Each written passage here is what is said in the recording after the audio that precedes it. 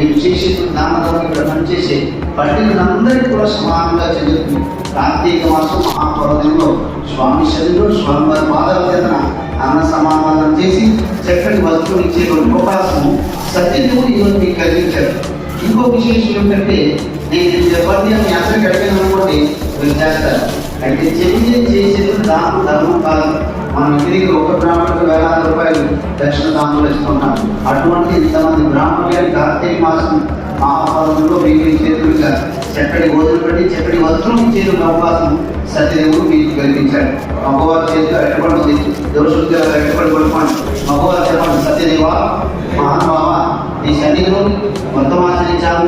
ఎంతమంది పండుగలు కూడా మా చేతుల మీద ఓటు చెయ్యండి, అన్న సమాధానం సమర్పయాన్ని అనుకోండి. ఆడవారు ఎంతమంది పండితులు చక్కటి వస్త్రం కొనుక్కోండి, వస్త్ర సమాధానం అనే